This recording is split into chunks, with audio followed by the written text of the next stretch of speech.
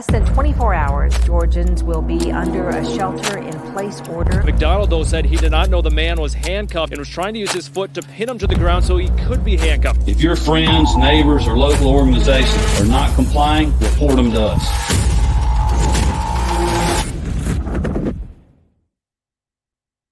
Howdy, y'all, and welcome to the Free Georgia Podcast. My name is Jake Green. Thank you so much for joining us today.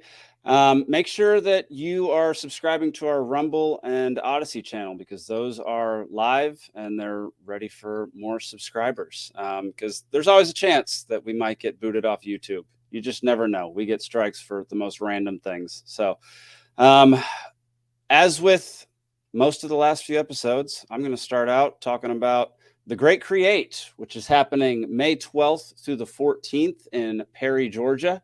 Get your tickets now, $42 for adults. Kids are free, 16 and under. We got a lot of great speakers coming. We got Reed Coverdale, Shane Hazel, Tia Severino, and John Mons speaking.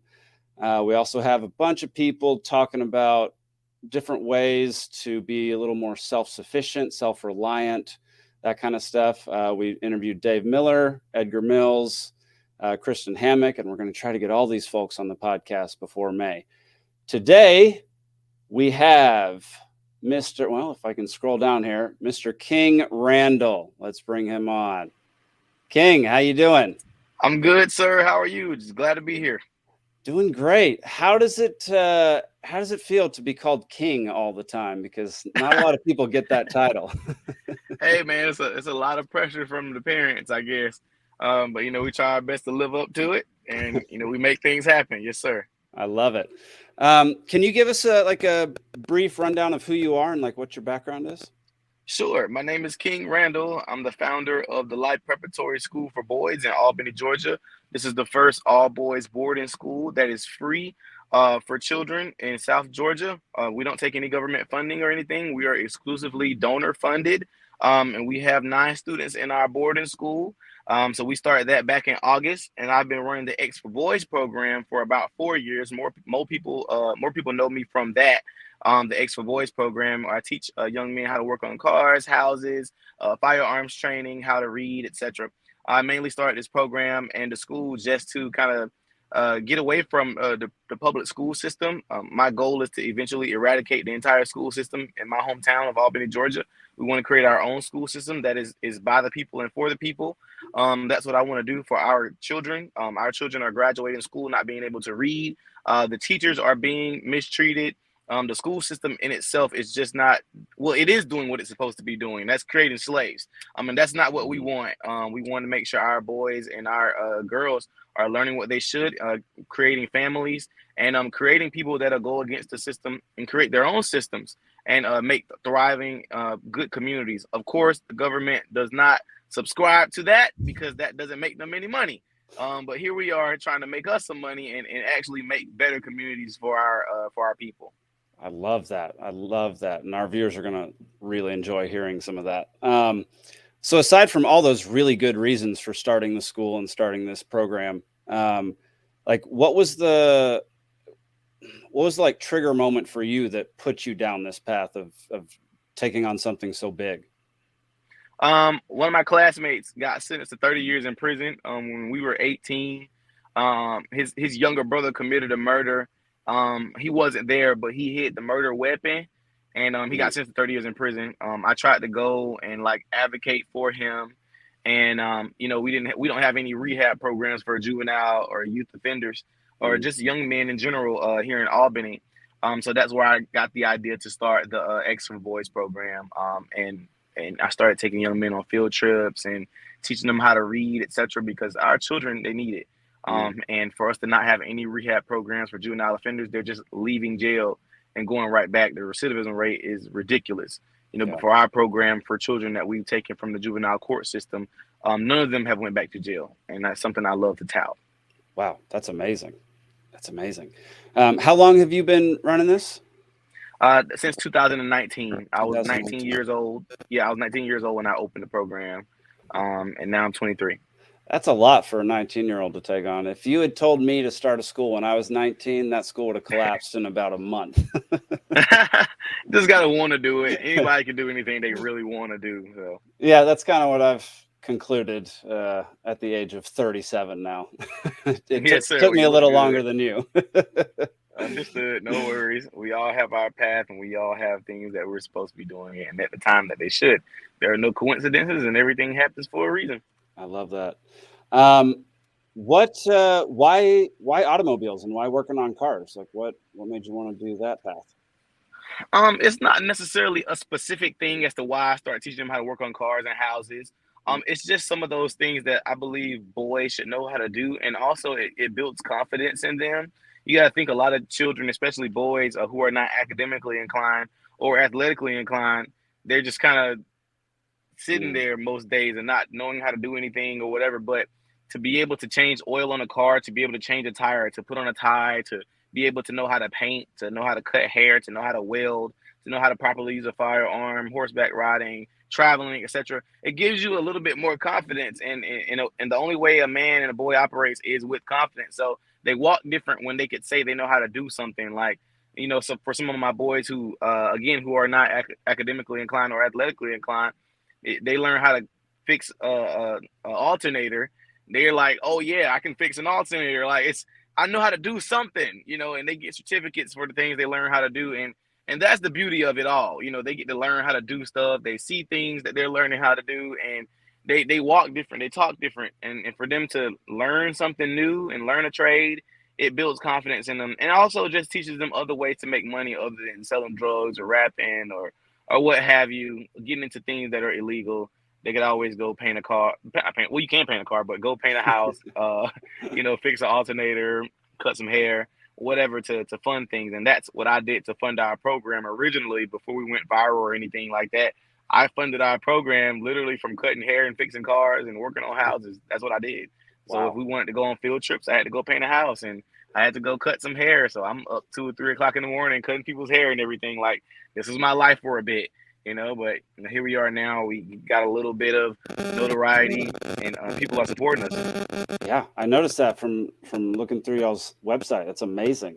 Got a lot of support in there, and you got a really good. Actually, I'm just going to go ahead and pull that sucker up. Let's see. Sure.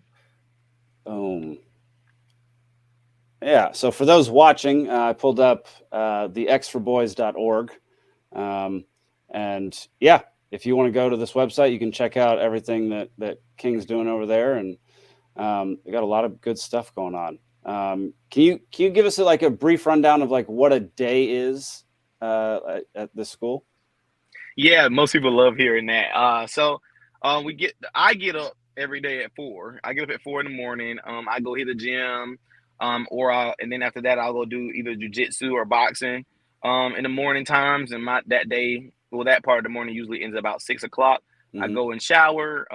My other instructors, they get the students up at about 7 in the morning. They get up at 7. They go and exercise on their own while I'm squaring myself away for the day. We all get the students to the school because we have a boarding house. So we get the kids to the school at about 8 o'clock. They kind of square their rooms away. We clean up everything, wash their faces, brush their teeth, or what have you. Put on uniforms if we're wearing uniforms for that day. And we get to the school. They do their work till about 12 to start out. They do lunch. They go outside and play usually. After they play, they'll do their afternoon lessons. After their afternoon lessons, we'll get ready for a Bible study. I do Bible study Monday through Wednesday with the students. So Monday through Wednesday, my after school kids also come in during that time also. So after my after school kids come in, those kids are ages 11 to 17. The school is only boys in 6th grade. But our after school kids come in. I do Bible study from 6 to 7:30. After 6 to 7:30, the boys go home. They get to the boarding house. They take baths. They get themselves squared away, and they get ready to go to bed. And that's it. That's usually the day, and rinse and repeat unless we have a field trip or visitors or workshops or what have you. But that's like a basic day. Yeah. Gotcha. What kind of field trips do y'all go on? We go visit museums. We go out of town to sometimes we just go out of town just to take them different places or go to the beach or whatever. Mhm. But we also go out of town for like our different trainings. Like sometimes our firearms training is in Atlanta, so we'll go there. But yeah, field trips are anywhere. I mean, we've been all over the country. We've been to Los Angeles, New York, Cincinnati, Miami, San Diego, Wow. Sacramento, New York, Dang. Chicago, Detroit. So we've been a lot Holy of cow. places. Yeah, Seriously. Y'all we've been been a all lot of over. places. Yes, we've been a lot of places in the past few years. And we just left Utah back in November. I We bet had that was cold. it was cold, but it was awesome. We had a company called X Insurance. They paid for us to come out there, and they put us on their private jet. They flew me and all the students down. They paid for every single thing, put us in these cool ranch houses, and took us to Walmart, let us get whatever we wanted. And I mean, it was amazing. We toured their insurance office, and we actually learned a lot of things about insurance that we didn't know originally. Yeah. I mean, it was a beautiful experience, but like I said, we've been world traveled, and most of our students have never been anywhere except for when they come with me. We have a lot of students that come to me who have never been outside of our hometown. We have adults that have never been outside of our hometown, like literally haven't been Wow. 20 minutes up the street, 20 minutes to the next city over. Like it's that serious. Kids don't have any type of traveling experience at all. So Interesting. Yeah, that's interesting because that's kind of how the world used to be. Like 200 mhm. years ago, most people don't travel very far outside their hometown, but like Right. that's kind of unheard of these days. Yep. Yeah, Yeah. where I am, students and kids, they don't go anywhere. They hadn't even been to the beach before. They haven't even seen a sky. Like I just take them up the street, like 2 hours away to Atlanta, and they're just taking pictures of skyscrapers and the buildings and stuff. And I go to Atlanta like every other week, like, and Right. they've never been, so they just like taking pictures of every single thing. Never seen cool cars before, So it's definitely a different experience for our students to be able to see. Yeah. Have you ever met Edgar Mills? I had him on the podcast. He was a Green Beret. No, no, sir, I haven't met him Okay. before. All right. Well, he's going to be at the Great Create. We got to get y'all hooked up because he is a Sure, great person for firearms training. Like I would love that. I would phenomenal. absolutely love it. He does some survival training and stuff as well. He's really interesting, dude. Yeah, I think y'all Oh, would I have. love survival training. Yeah, I think y'all would have a lot to Love talk survival about. training. Okay, that works. Absolutely. Nice. Well, like during the day, like when y'all are at school, aside from like the practical things you teach kids, which I love, like I'm a big fan of like YouTube University, like learning all like Yep. I build out vans for a living now. Like I learned hmm all the electrics myself based on YouTube and like all that kind of stuff. YouTube. Yeah. YouTube. And Yep. I love that. But like aside from, learning about cars and stuff like that, like what is y'all's like approach to teaching the kids throughout the day? Like I what mean, academic wise, yeah. the students are. I don't think there's anything wrong with the basic Common Core curriculum at all. It's Mm, just how it's being taught and what's being taught, right. and who's teaching it.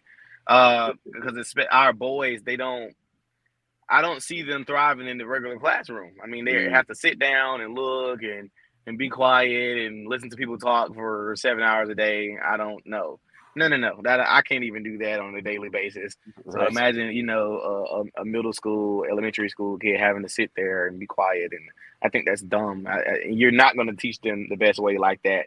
That's why like kids in Chicago can't read. They can't find one African American student up there that can read on grade level. But Mm, that's our reality. Like that's our reality of what's happening, but it's being done on purpose. And they have so much money to be able to fix these things for our students, but they don't. But our approach, again, is letting the boys be boys. We don't like hog them in the classroom. Like they can take their laptops when they're doing their online work, and they can go sit wherever they want to go sit in the office. They can go sit in the corner. They can go sit in the closet. They can go do whatever they want to do when it comes to your schoolwork, as long as it gets done. As yes. long as you're paying attention. So like literally, they be on the couch or they'll be upside down on the monkey bar or whatever. As long as the work is getting done, you know, we let boys do what they do. Like boys have to be boys. We let them fight. I mean, whatever is going to let Mm, them get it out. Because I mean, boys are going to fight. It's 9 boys in the same house. They're going to fight all the time. And no, mom, I'm not calling you unless somebody's nose gets broken or something. Like we don't do that, and they just get over it, and then they continue with the day. Like yeah. that's life. instead of every time they do something, you got to call mom, and every time they blink, you got to call home and suspend them and send them to in-school suspension. Like, all that's stupid. And so then they just stop caring about school, and then they stop, wanting to learn and stop wanting to be there and not even want to do anything better for themselves, because it seems like they're a criminal when they go to school. So the approach is just allowing them to be themselves, and we still have discipline, of course, but we still allow them to be boys. There's no like crazy approach. It's just allowing them to be what they are, and allow them to have emotions and, run around or do whatever, talk, whatever. That's what we allow them to do. So we don't have to do anything special or have any special flashcards or nothing like that. It's just, we allow them to do what they feel best to be able to do their work. And that's how we make that happen. I love that. I love you just allow them to get to like finish their homework, do their stuff, like do all their work in the way that they see fit. Like, that's awesome. Because like I remember back when I was in elementary school, there's this one time I got the answer right, but they didn't like how I got to the answer. And they failed me because of that. And I was like, that's it. I'm done with school. Like, you're going to fail me because you didn't like how I did things. Like, that's ridiculous. It's stupid. Right. So I really like they want to make a NPC, a AI robot. You got to do everything this way and everything that way. And if you do it the wrong way or think the wrong way, then you're wrong. You're a bad person. It's stupid. But drove me nuts. Yeah, so I probably would have benefited from a school like this, because I couldn't pay attention to class. I had ADD. I just wanted to be out playing, doing stuff, working with my hands. Like, looks like we lost him. All right, we're back. Quick edit, because I guess King got a phone call. Yes. All right, I had one more question, and that was, or I have many more questions, but one was pertaining. Have you gotten any pushback about it being like a school for only boys? Because I know that these days people want to combine everything, and any type of separation is seen as inequality. And I just want to know, like, have you gotten any pushback for it being a school for just boys? Not at all, as far as separating the genders for school. I haven't. I mean, I'm sure I'll climb that tree eventually, but as of right now, I haven't gotten anybody upset about just doing boys or just doing girls. Or I've had people ask, like, so what if a boy wants to be a girl that comes here? As long as he has a penis, he can attend. I don't care what he wants to be. You will learn how to be a man when you get here, though. Our uniform does not change. Our policies don't change as far as haircuts or whatever like that. All that's going to be the same. So you're going to learn how to do everything that's in our curriculum while you're here. I don't care if you want to be a girl. I don't care if you're homosexual. I know people ask about that too. Homosexuality has nothing to do with being a man. My issue is when you're trying to be something that you're not. I have a friend of mine, he's a homosexual, but he's a guy like me. Like, he's not trying to be a girl or nothing like that. Or he doesn't even date girly boys or whatever like that. He dates guys that act like guys because he likes guys. I'm just like, why would you try and date a guy that looks like a girl? Then you just go date a girl. Like, it's, you're confused. So, but yeah, I don't have a problem with that. One of my students is homosexual, one of them. But he still interacts with everybody the same. Everybody's normal, and it's whatever, but you're still gonna learn how to be a boy here. You're gonna learn how to be a man. That's the thing. I just have an issue with trying to be something that you're not. Other than that, I don't care what you decide to do in the bedroom. It has nothing to do with me. Nice. Love it. What are your plans for the future for the school and for you in specific? Well, I do plan to eradicate the entire school system in our hometown within 5 to 7 years. Hopefully sooner. But the business plans that I have for doing that will require about 5 to 7 years time. I do plan to venture out into some other things eventually, as far as business and, my personal brand. But we'll ride that boat when it gets here. But other than that, for the school, I just want to expand it and eventually start a sister program for girls. And eventually almost not necessarily arrange any marriages, but pair those students together to potentially make families. Of course, we're not going to say, hey, you should date this person, but we're going to try and put the students that are equally yoked in the same room, with each other sometime, and make sure they interact, and we'll have proms and teach them how to date and teach them how to court and all those things like that from both sides. I have a woman who will be running the girls' school, and I'll be behind the boys' school, and we'll have partner days and dances and prom and dinners and stuff like that to teach them how to interact with the opposite gender appropriately, Right. appropriate conversations to have, how do you sit, what do you wear, proper etiquette, things like that. But yeah, eventually we do wish for those students to even pair with each other and make families and marry, because they would have been raised in the same type of environment, and obviously they would be equally yoked, just depending on what they want to do with their future. If they want to be a doctor or a lawyer or what have you. So All right. When or how does one like apply to your school, and how does that whole process work?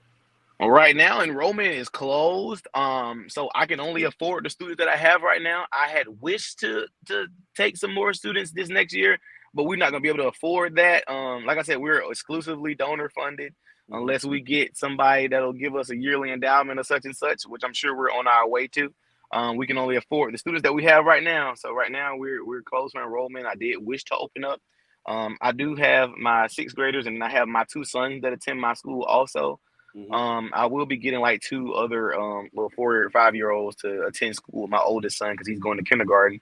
But other than that, we're enrollment is closed as of right now. But our after school program, for those of you who are in Georgia, or in Albany in particular, our website is theexforboys.org, and our after school program is open to all boys ages 11 to 17. You just have to bring them to me Monday, Tuesday, and Wednesday. That's the only thing I need you to do. Love it. What do y'all do in the after school program? Same thing, workshops, working on cars. I bring in speakers. I have people come work with them on different things. Last week, I learned how to make beats with some DJ guy. He produces stuff. I don't know anything about that, but they had a blast doing that. Have people come and talk to them. We do field trips with after school also. Just kind of around the same things, mainly just keeping them busy. I think that's our boys' issue, is just not doing stuff. We have to give them things to do, and they're just sitting at home in those bad environments all the time. They find stuff to get into, and it's usually not anything good. But if I can keep them away from home as long as possible until it's bedtime, then I feel like I'm doing my job. Yeah, it's those downtimes that are the problem, because yes, man, yes, boys downtime. are just going to find the things that'll get them in trouble. Yes, they are going to find things to get into, and we have to circumvent that and try and figure out ways to keep them busy and keep them out of the streets per se. Like I always tell people who have other programs, I'm just like, dude, like, just keep the kids busy. It doesn't have to be anything that I'm doing or whatever. I'm like, just do something. Just do something. Nice. What's your favorite thing to like do with the kids? I like when they challenge me on stuff, like challenging me to push-ups or racing or whatever like that. Nice. I just love when they try and see like how much of themselves can they give to beat me. So Yeah. I just love the little alpha male thingy they try and do, but they always challenging me at something. So I always have to tear my hamstrings up trying to race them and stuff like that. But yeah, it usually works out in the good for me in the end. Do y'all function like a normal school year? Like you go basically 9 months and then have 3 months off, kind of deal? Yeah, and they also go home for breaks too. Like, even though we have them 24/7, they're home on spring break right now.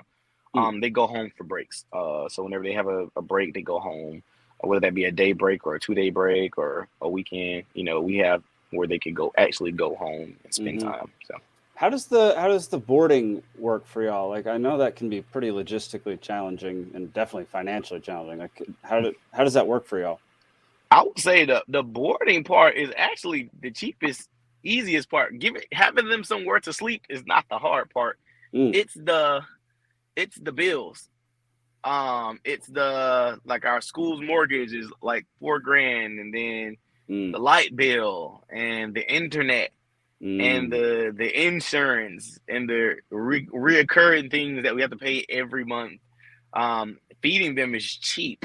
Housing them is cheap. It's the recurring bills we got to pay all the time. So, because then we have our office building, we got to pay the light bill for and insurance and whatever tears up.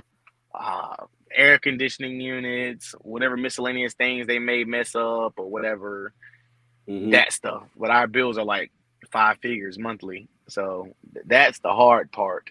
Yeah. But actually having the kids and doing stuff with them, that's cheap. I have 2 kids of my own, and I've taken care of kids for like 5 years. The kids aren't the hard part. I don't even think it's super financially challenging. Like I don't spend a whole lot on my kids. I don't. Like, I mean, we buy regular clothes, we go out of town, we feed them. I mean, I think toddlers are the cheapest thing to have. They don't eat a whole lot, they just want to play with toys. Yeah, I mean, I don't know, because some people are like, oh, babies are expensive. I'm just like, not really. I don't think so. I haven't lived that life. I'm like, even my teenage boys, I'm like, it's not hard. They just want to eat and have clothes. Like, I don't think that's expensive. Just feed them. Like, yeah. My brother just had a baby, and he's saying the same thing. He was like, all these people like talk about how expensive it is. This baby eats like nothing, and it's fine. Especially if the mom breastfeeds. Yeah. Like, my kids weren't breastfed. We didn't have to buy formula or nothing. Like, I don't know. Yeah, and he talks about how like everyone talked up how difficult like changing diapers was, and he was like, "This is like the easiest thing. What are they talking about? Like, no, right? This is just not that difficult." So yes, sir. Yeah, sounds like y'all are pretty well equipped to do that, because because it definitely gets talked up in like TV shows and movies and stuff about how like insane it is and difficult. And I'm sure there are times when it is. They try and discourage people from having kids. You got so many people running around here just, I don't want kids for no reason. Like, bro, kids are a joy. I love my babies. My sons I love to put in the car seats in the car and 1,000 questions and writing on the wall and everything that comes with that being the dad. I enjoy every bit of it. I don't have a problem with it at all. But again, that's for people who actually want to do it. I've always wanted to be a dad. So, I mean, I enjoy having kids around. I want a lot of children. I want like 9, 10 kids. I want so many grandkids. I don't even want to know all their names. Like, that's I want a big family. I love it. Well, King, we're running out of time here. What is the best way people can support you and support what y'all are doing over there? Yes, you can go to our website at thexforboys.org. That's THEXFORBOYS.org. You can go there to see how to donate, find our social media pages. All of my social media is at New Emerging King. It's literally that. Or you can go find me on Google. Just type in King Randall or the X for Boys. If you can't find it on Google, or you can't find it on the website, or you can't find us on social media, I just don't think it's meant for you to find us. But we have a million ways for you to find us. So please go and find us and send some support our way. Come volunteer, whatever you like. All of that would be awesome. Awesome. King, it was so good talking to you. I'm stoked to meet you at the Great Create. It's going to be a good time. Going to be awesome. I can't wait. Heck yeah. Thank y'all for tuning in this week. Make sure you tune in next week. We'll have another episode of the Free Georgia Podcast. And make sure you tune in on Thursday night for Liberty Libations with Cynthia McKinney. We'll see y'all later. Peace.